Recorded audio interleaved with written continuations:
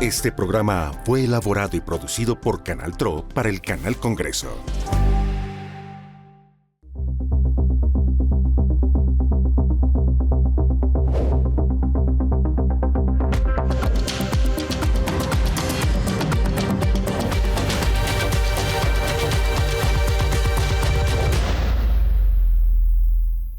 Bienvenidos a Legislación y Sociedad, donde queremos debatir todo lo que ocurre con la agenda legislativa del año 2024 en nuestro país.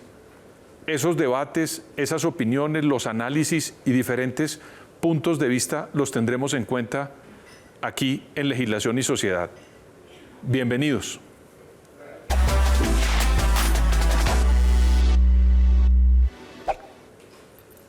Aquí queremos que vean lo que puede ocurrir con el cubrimiento de la reforma a la justicia, el programa de hoy en Legislación y Sociedad.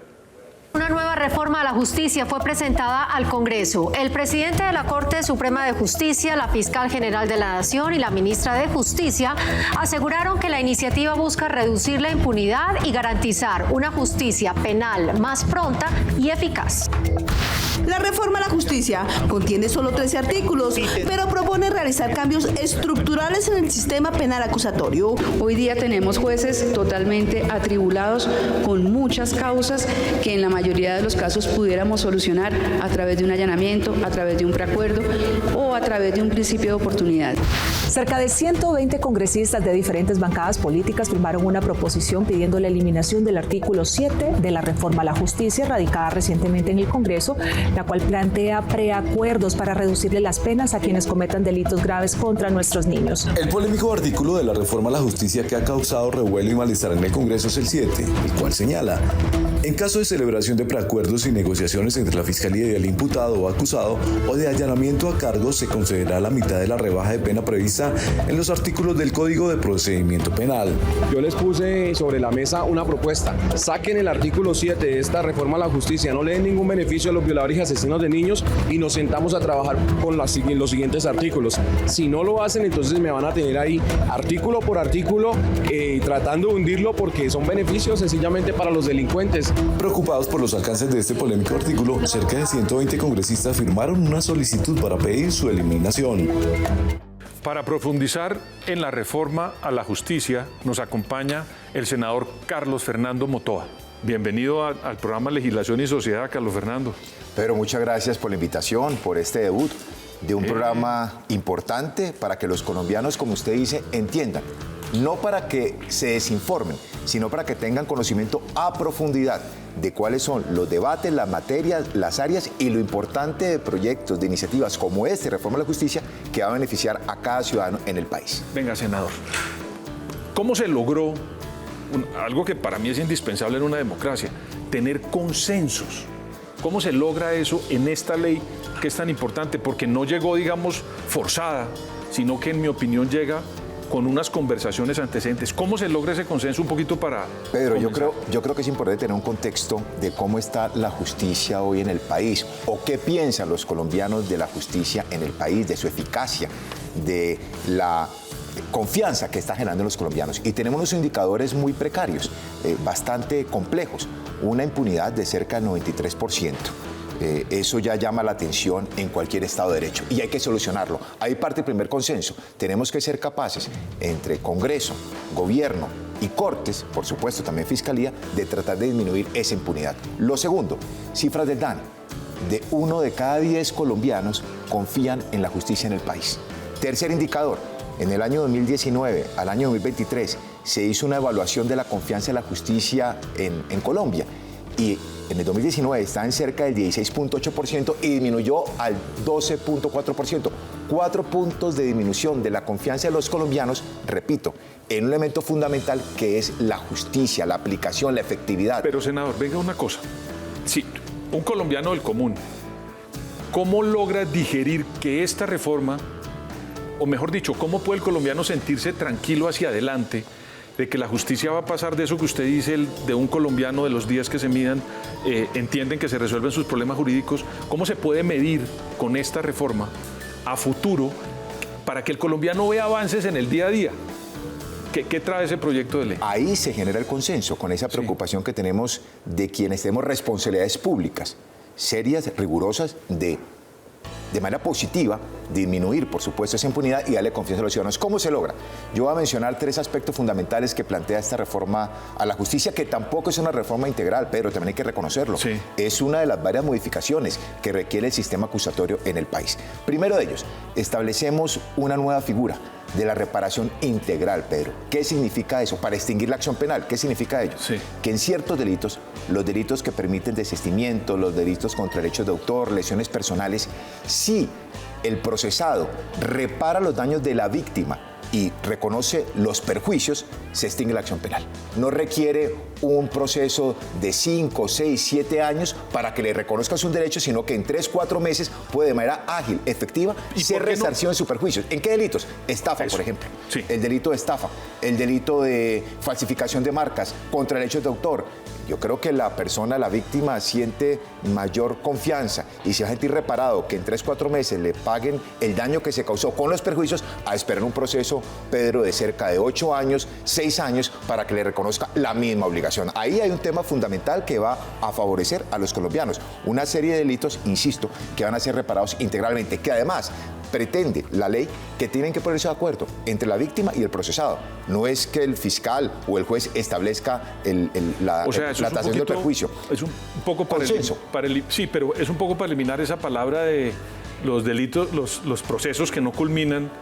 Es mejor terminarlos por esta vía a que perdure en el sistema y claro, porque resarcimos los derechos de la víctima, sí, y se cumple también con una etapa importante que es una decisión de la autoridad judicial.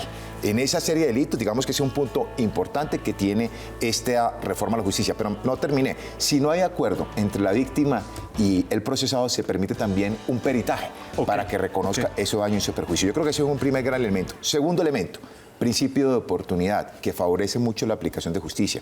Hoy el principio de oportunidad necesariamente tiene que ser concedido por el fiscal general de la Nación, Pedro, en los delitos que tiene más de 6 años. Claro, mientras llega ya, mientras se aprueba, es un trámite bastante engorroso, senador, que dificulta esta agilidad y eficacia de la justicia. Hoy se le permite con esta reforma que cualquier fiscal que conozca, fiscal local o seccional, pueda aplicar ese principio de oportunidad. Me deja un momento porque aquí hay unos señores que también mandan, que quieren rodar una nota para que nos expliquen mejor, de una forma más a profundidad, los aspectos importantes de la ley. Claro que sí.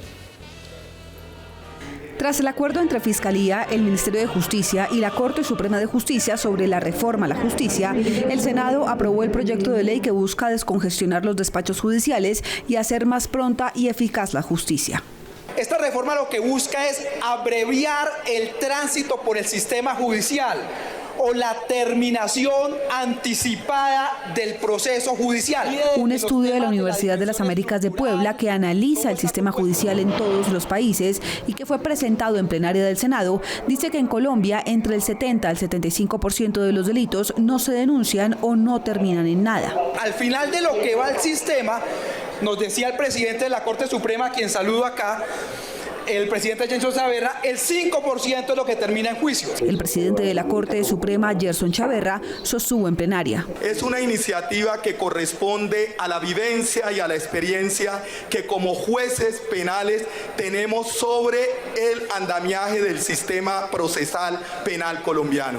El sistema procesal penal colombiano está enfrentando una gran crisis. El integrante de la Comisión para la Reforma a la Justicia, el abogado penalista Francisco Bernate, destacó los beneficios para el ciudadano de a pie y el acelerador para principios de oportunidad.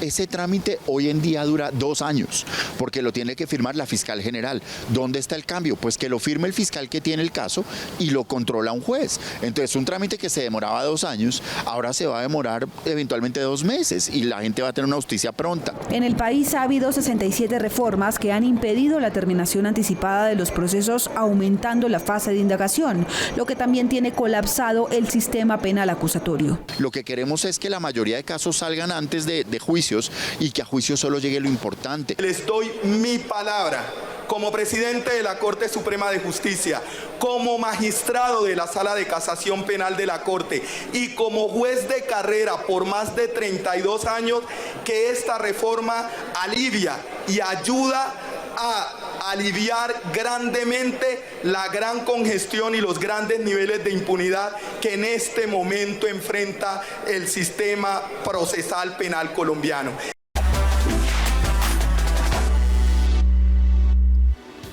Senador, algo que me después de oír la nota, algo que me produce, digamos, como inquietud. Esto, ¿cómo resuelve el problema entre costo del sistema judicial con esta reforma y las finanzas del Estado colombiano? Ahí, digamos, ¿cómo lo examinaron ustedes para que no tengamos ese problema de una ley con muchas virtudes, pero sin posibilidades de costearse, digamos? Tiene aval fiscal. Este proyecto de ley ha tenido ese apoyo del Gobierno Nacional. Hay que resaltar algo. Es un proyecto que es iniciativa de la Corte Suprema de Justicia, de la Fiscalía General de la Nación y del Gobierno Nacional a través del Ministerio de Justicia, que ha tenido el acompañamiento de todos los ponentes en la Comisión Primera, que tuvo audiencias públicas, que ha tenido el aporte de la academia, del Colegio de Abogados, de la ciudadanía en general, de usuarios de la justicia. Es un proyecto ampliamente consensuado. Y en el tema de costos, además de permitirle ese apoyo por parte del Ministerio de Hacienda, también va a disminuir incluso en el mediano y largo plazo los costos del sistema judicial, porque si hay mayor agilidad, hay menos requerimientos, menos solicitudes, menos de ocupación del sistema judicial, del operador de la Fiscalía, para poder agilizar esos trámites, y eso necesariamente genera eficiencia y eficacia en el sistema de justicia. Digamos, si yo fuera un abogado del diablo, hablando de reforma a la justicia, ¿qué le podría uno pensar que se le quedó a usted dentro del debate por hacer dentro de esta reforma? Digamos, su deuda a futuro. No, tiene que haber una reforma o una serie de reformas en temas también estructurales. Por ejemplo, se requiere implementar un mejor sistema tecnología. A propósito de la aprobación de la ley en la facultad de que en justicia penal se pueda utilizar la virtualidad, hay muchas fallas todavía en los sistemas. Lo vimos recientemente con una imputación de cargos la semana anterior tal vez, y que la juez del caso tuvo que suspender, porque no había un buen servicio de internet. Y eso ocurre, imagínense, si ocurre en Bogotá, ¿cómo pasa en los municipios también distantes o en los territorios alejados? Esa es una reforma que tenemos que implementar prontamente en el Congreso, pero también el fortalecimiento del operador judicial y de los jueces de la República. Aquí se necesitan más jueces de la República y más fiscales para que conozcan los casos. Pero en esta reforma que, volviendo a la que estamos aprobando, estamos recuperando la esencia del sistema acusatorio. Es que desafortunadamente por el populismo punitivo, doctor Viveros, hemos tenido cerca de 67 modificaciones a ese sistema que se creó en el año 2004, que ha venido desnaturalizando ese sistema acusatorio y lo ha convertido en un sistema inoperante. Por eso queremos recuperar agilidad, eficacia, transparencia con esta serie de reformas que han sido aprobadas por el Senado de la República casi de manera unánime. Cuando tocan, senadora, la Defensoría del Pueblo, digamos ahí, ¿qué aspecto hay? Esta reforma no modifica nada que tenga que ver con ese órgano. Sí. No se modifica competencias, ni responsabilidades, ni funciones de la Defensoría del Pueblo. Es un tema que está aplicado fundamentalmente a permitirle más herramientas a la Fiscalía y, por supuesto, agilidad en los procesos al juez que conoce cada caso en particular. Otra cosa, yo, digamos, haciendo el seguimiento en la prensa, he visto un gran debate sobre las penas que le puedan conmutar a una persona que haya tenido delitos complejos en nuestra sociedad. Y ahí hubo un gran debate, porque más o menos la percepción que quedaba es que cualquier persona iba, delataba o daba una información y ya quedaba como un nuevo miembro de esta sociedad sin mácula. Eso como, si me lo explica, porque es que insisto que este programa es como para que desmenucemos y la gente quede con claridad de lo que tiene la ley, senador.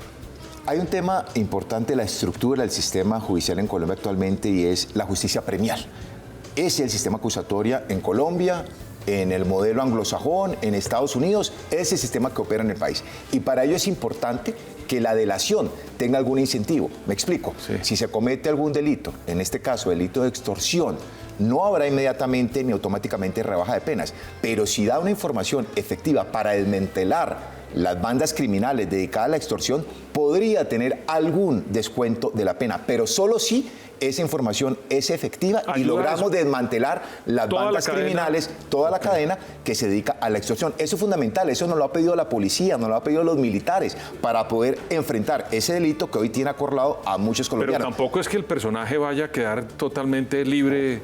Las penas de extorsión son cerca de máximo de 18 años, 19, 20 años. Con esto, si la colaboración es eficaz y se logra desmantelar esa banda criminal después de que el fiscal estudie el caso y dé garantías también el juez que evalúa ese preacuerdo, pues tiene un descuento de tal vez, máximo de 2 o 3 años. Así que la reducción no es como lo quieren presentar, que es automática a todos los delitos de extorsión, terrorismo, sino únicamente incentivo si se logra desmantelar las bandas criminales, que nos viene siendo una preocupación que el Estado colombiano debe afrontar. Y aquí estuvimos de acuerdo, Fiscalía, Gobierno, Corte Suprema de Justicia y todos los partidos que tienen asiento en la Comisión Primera y en la Plenaria del Senado.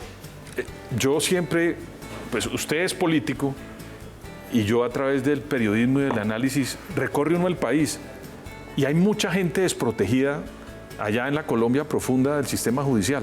Esta ley, digamos, tiene algún tipo de implicación directa con esas comunidades que no sienten la llegada del Estado y hoy que hay tanta, digamos, clan del Golfo y otros sistemas, digamos, que hacen como una especie de autoridad en esas zonas, ¿cómo esta ley podría llegar o se podría percibir la llegada del sistema judicial a esas comunidades? Al agilizar los procesos, el ciudadano va a sentir esa efectividad de la justicia en Bogotá, en Cali o en cualquier territorio alejado del país, en Guainía, en Vaupés, en cualquiera de estos territorios nacionales. Pero también la posibilidad de que exista esa nueva figura de reparación integral, también van a sentir que ese acoso de ciertos delitos, hurto, algunos delitos que ocurren con frecuencia, van a ser reparados de manera inmediata y van a tener sanciones también, por supuesto, quienes lo cometan, porque aquí es importante decir que en reparación integral no es que se resarza los prejuicios del daño y el delincuente pueda seguir realizando sus fechorías, ¿no? Si existe antecedente en eso, en los últimos 5 años no puede usar esta figura para extinguir la acción penal.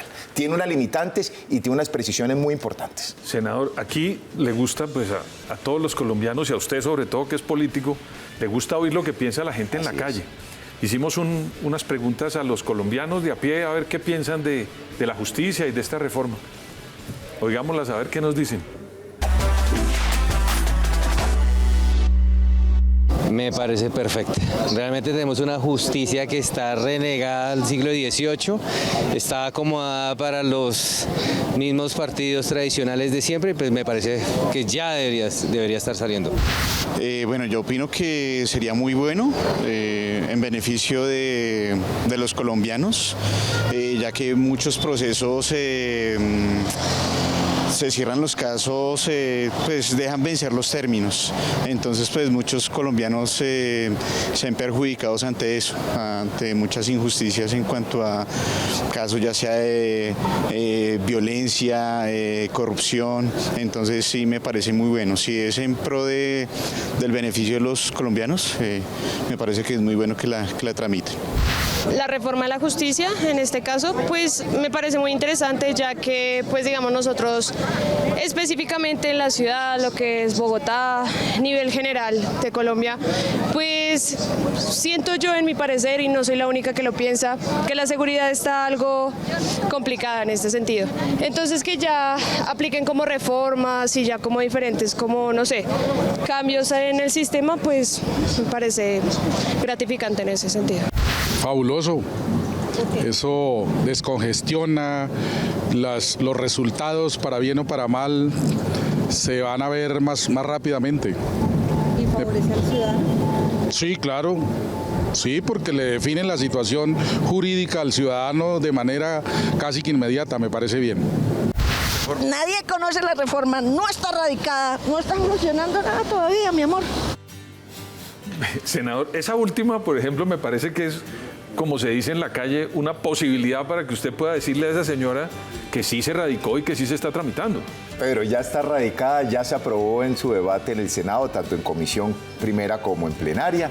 Ha tenido consenso con la rama judicial, con la propia Procuraduría, los partidos políticos. Es una reforma que de verdad va a solucionar los problemas del ciudadano de a pie, como lo hemos visto en la entrevista. Es que aquí hay temas de gran preocupación. La gente está solicitando agilidad, eficacia en la rama judicial y el Congreso tiene que actuar porque la política criminal se materializa por medio de leyes y ahí donde estamos actuando con seriedad, con rigor, para poder solucionar esos problemas y esos reclamos legítimos de los ciudadanos en cuanto refiere a la confianza y legitimidad de la justicia colombiana. ¿En qué parte de este proceso oyeron a la ciudadanía y a quiénes oyeron, senador? Realizamos audiencia pública en la Comisión Primera del Senado, solicitud de los propios ponentes, donde escuchamos ampliamente a colegios de abogados, pero también a usuarios del sistema penal. Escuchamos a la academia. Repito, yo creo que es de la iniciativa, llevo yo tal vez unos 18 años en el Congreso, Pedro, y es una de las iniciativas legislativas donde he visto mayor consenso y mayor participación ciudadana. Las facultades de derecho, ¿cómo quedan en esta ley? Han participado, sí. Han hecho algunas recomendaciones, observaciones que hemos tenido en cuenta. En este caso particular, como este está enfocado únicamente al sistema penal acusatorio, no establecemos competencias ni nuevas responsabilidades a esa facultad de derecho, que lo haremos tal vez sí en otras modificaciones que requiere el sistema por qué judicial. Se lo digo?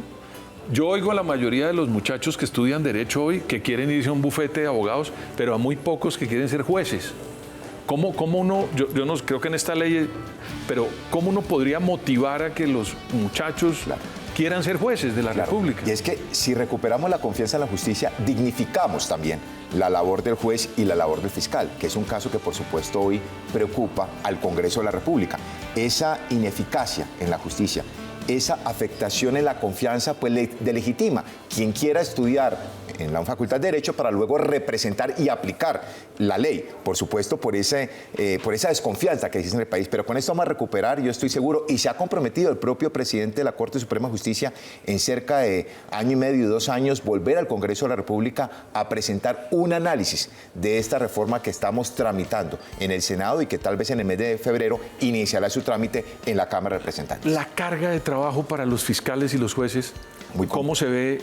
En este momento es una cosa infernal, pero digamos en esta ley, ¿cómo la ponderaron? Pero hoy tenemos tal vez en un estudio que hicimos 408 procesos al año tiene cada juez de la República.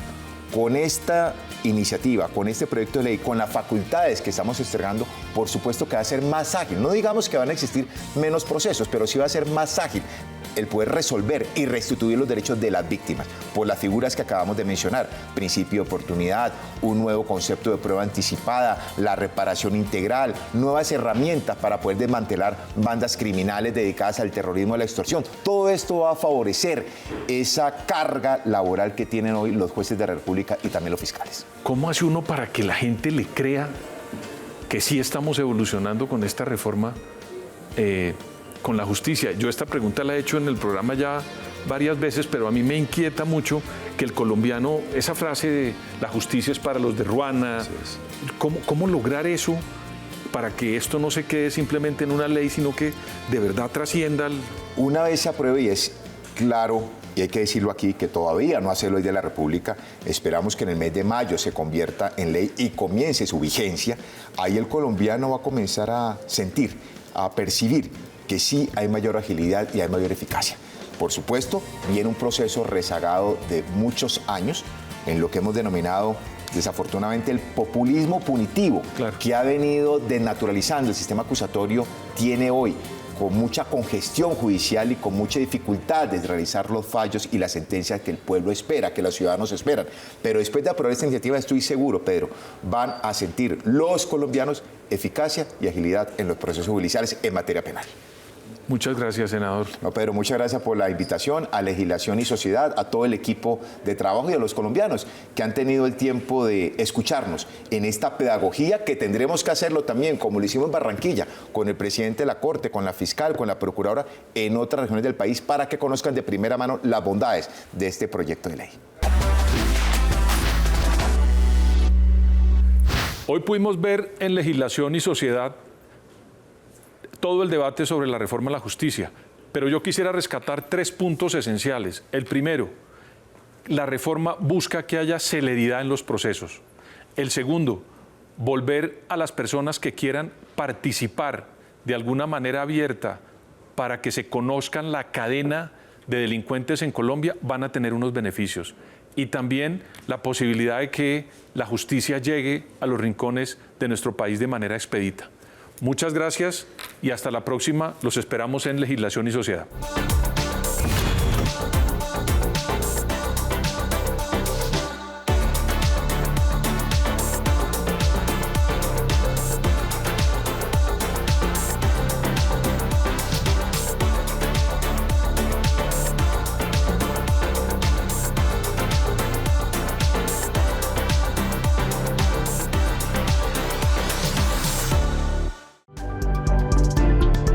Este programa fue elaborado y producido por Canal TRO para el Canal Congreso.